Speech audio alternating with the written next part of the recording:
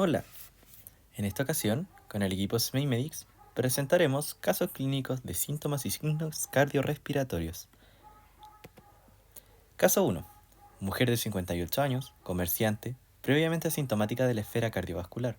Consulta por cuadro de 4 meses de evolución caracterizado por progresiva dificultad para realizar sus actividades en el trabajo y en el hogar porque se cansa cuando barre y hace la cama. Al interrogatorio dirigido refiere que duerme con 3 almohadas porque se ahoga y además notó hinchazón leve de ambas piernas. No tiene antecedentes mórbidos ni historia familiar de muerte súbita o enfermedad cardíaca. En la anamnesis remota, la paciente refiere que presenta tabaquismo, 20 cigarrillos por día desde los 20 años, sobrepeso y sedentarismo. No bebe alcohol, no consume drogas ni tampoco fármacos en forma crónica. Entonces, ¿qué síntomas y signos podemos identificar en la anamnesis? Lo primero, al inicio de la historia clínica, la paciente refiere que se cansa cuando barre y hace la cama. Esta sensación de cansancio es típicamente asociada a una disnea.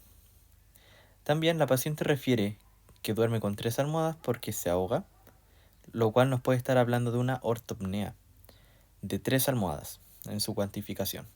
Y también nota una hinchazón leve de ambas piernas, lo cual puede atribuirse a un edema.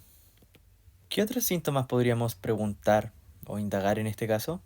Bueno, de partida siempre tenemos que preguntar por síntomas generales, tales como astenia, adinamia, anorexia, diaforesis, sensación febril y cambios en el peso corporal.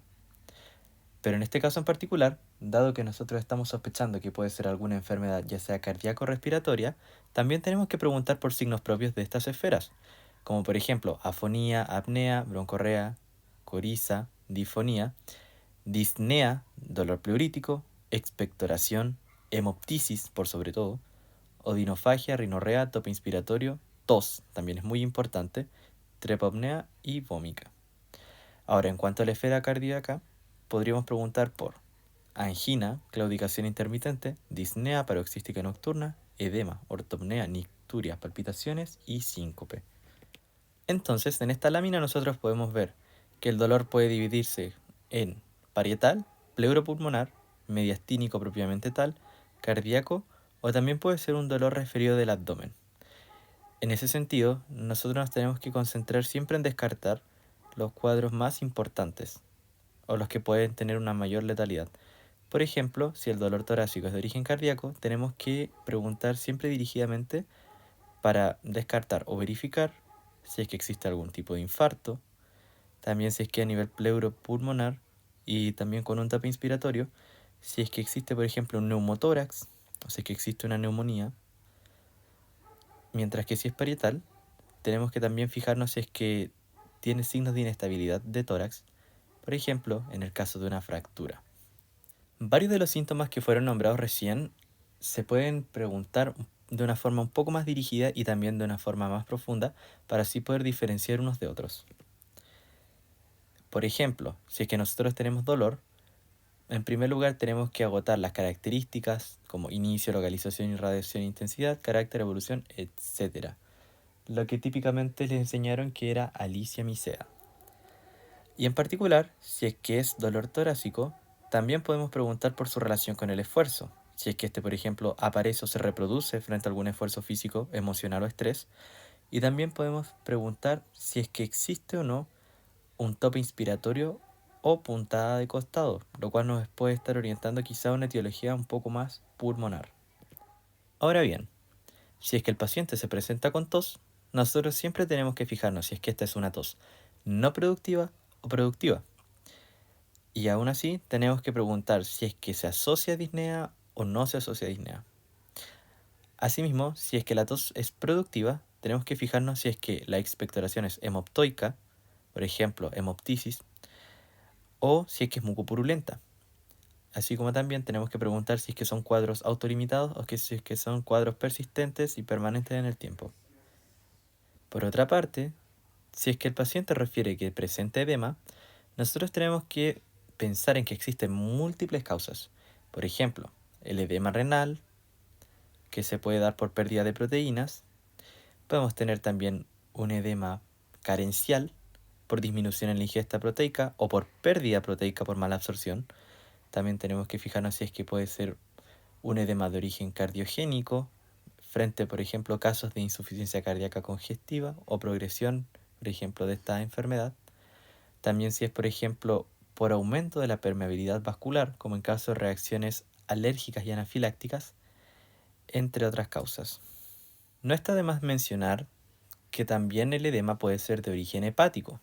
Puede ser, por ejemplo, una anasarca, cuyo origen es principalmente hepático, como en caso de cirrosis, como en caso de hepatitis. Continuemos con el caso.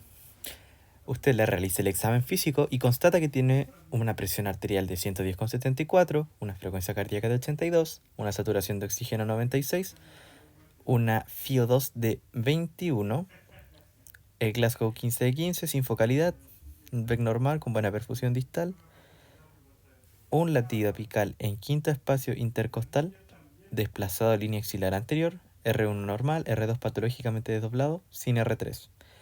Examen pulmonar con leves crepitaciones bivasales, examen abdominal sin hallazgos patológicos y extremidad inferior con edema de 2 cruces. Entonces, de todo esto que nosotros encontramos al examen físico, tenemos que destacar el latido apical en quinto espacio intercostal que se encuentra desplazado a línea axilar anterior, lo cual nos puede estar hablando de una posible cardiomegalia. Asimismo, el R2 patológicamente doblado nos puede estar hablando de que existe una sobrecarga de volumen en el llenado auricular. El paciente, en este caso, la paciente, no presenta un R3 o ruido en galope. Y las leves crepitaciones bivasales son importantes dado que nos pueden estar orientando a un posible edema pulmonar agudo. Asimismo, la extremidad inferior con edema de 2 cruces también es un signo muy importante a destacar. Entonces, ¿qué más podríamos indagar en un examen físico de forma dirigida?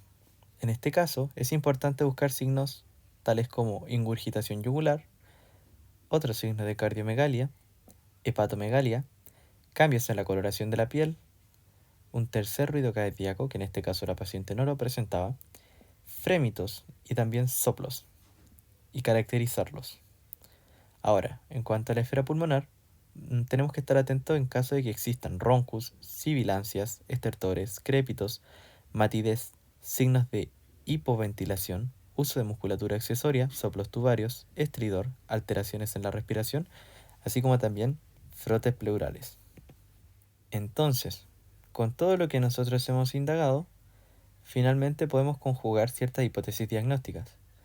En primer lugar, es importante destacar que la paciente presenta un síndrome edematoso, cual puede deberse a una posible insuficiencia cardíaca, dado que presenta disnea paroxística nocturna, disnea de esfuerzos, edema simétrico de la extremidad inferior, latido en el quinto espacio intercostal desplazado hacia la línea axilar anterior, un desdoblamiento de R2 y crepitaciones bivasales.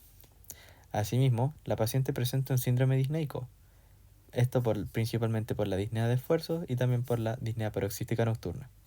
Y por último, la paciente presenta un tabaquismo con un IPA calculado de 38. Eso es todo por ahora. Muchas gracias.